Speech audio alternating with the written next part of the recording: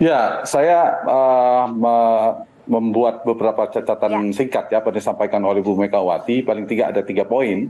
Yang pertama adalah soal keputusan MK yang istilah Ibu Mega adalah konstitusi sebagai peranata berbangsa dan bernegara.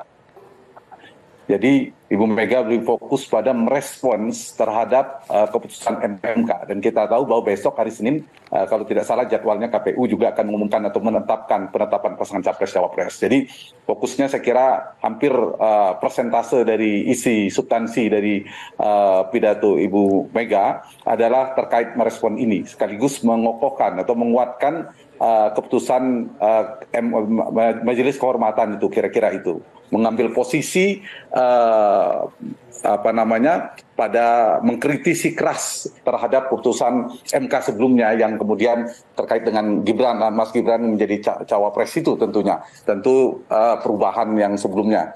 Yang kedua, saya melihat juga ada pesan tentang pemilu yang jurdil, supaya pemilu berlangsung dengan jujur, langsung, bebas, rahasia, luber, dan seterusnya itu. Dan ketiga poinnya adalah supaya tidak ada seperti Orde Baru, tidak ada intimidasi dan seterusnya. Meskipun dari sisi yang lain saya melihat disampaikan Ibu Mega dengan tenang ya, tidak emosional, tidak terkesan panik, dan teks juga disiapkan secara sistematis.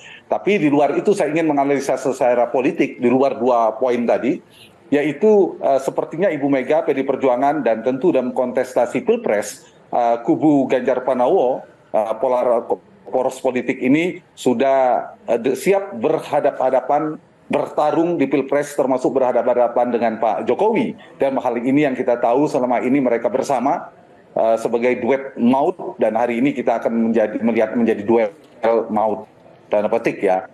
Nah, karena itu yang saya bisa komentari hari ini penegasan 2 hal ya, cabang pesan yang dikirimkan kepada publik adalah satu sisi mengirimkan pesan tentang keputusan MK yang mungkin dipersoalkan oleh PD Perjuangan dan Ganjar Pranowo, tapi saya melihat dari sisi yang lebih positif bahwa ini sebagai langkah antisipasi, jangan sampai terjadi hal-hal pelanggaran konstitusi, pemanfaatan kekuasaan dan sebagainya. Tapi sisi yang lain, ini pesan juga kepada lawan-lawan politik, kepada poros politik lainnya, juga kepada publik, bahwa PD Perjuangan juga siap bertarung tanpa Jokowi, atau bahkan berhadapan-hadapan jika selama ini mereka bersama, dan kali ini akan berhadapan-hadapan. baik. Itu poinnya. Dan Ya, saya kira ini juga bukan menjadi rahasia umum bahwa posisi diametral posisi politik antara PD Perjuangan ya. dan Jokowi itu sudah bisa dibaca, Mas dan Hanta, hari ini saya kira semakin jelas ya, kira-kira. Mas Hanta, nampaknya ini akan menjadi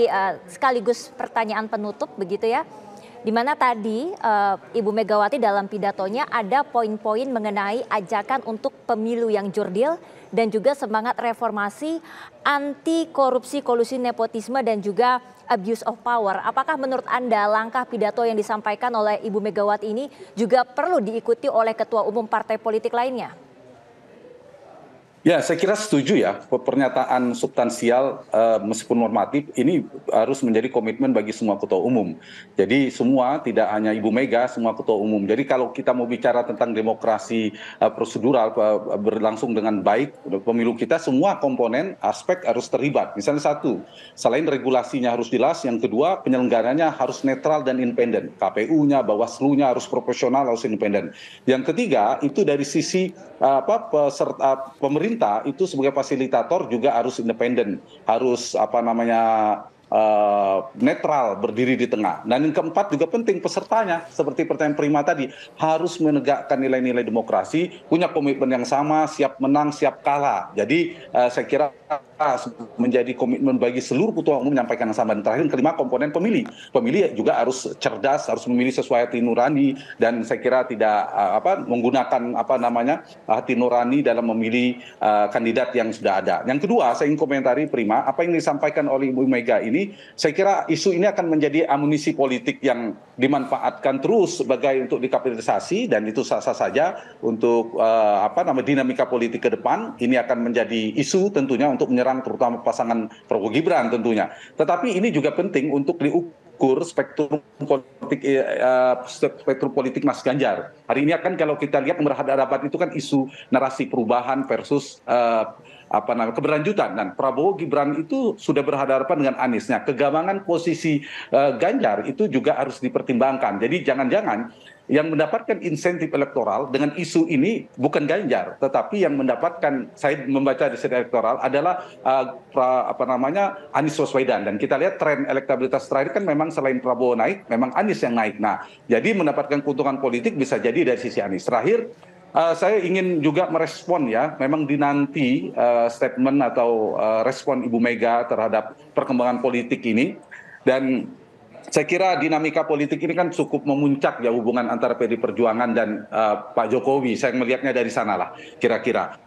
Ada 3 peristiwa puncak yang mempengaruhi semakin kuatnya berpisah jalan. Itu satu, koalisi besar yang gagal, yang katanya itu hampir terjadi. Kemudian di bulan April kita ingat justru PD Perjuangan mengumumkan Mas Ganjar sebagai capres. Kemudian kedua, ada upaya untuk menggabungkan Prabowo dan Ganjar, itu gagal juga terjadi, untuk menjadikan Pilpres 1 putaran, artinya hanya 2 poros, itu juga gagal terjadi, diupayakan. Nah, puncaknya adalah ketika Gibran menjadi cawapresnya bagi Prabowo Subianto, dan itu menjadi puncak dari hubungan berakhirnya, tanda petik ya, hubungan antara Jokowi dan PD Perjuangan. Dan hari ini saya kira realitasnya demikian, bahwa ada 3 poros politik, prima, tripolar sekarang, 3 poros, dan kita berharap ketegangan politik tidak sekencang 4 tahun yang lalu atau 5 tahun yang lalu atau pemilu 2 kali terakhir yang traksi politiknya karena bipolar, 2 kekuatan, dan sekarang kan 3. Nah, harapan kita ini bisa mengurangi ketegangannya,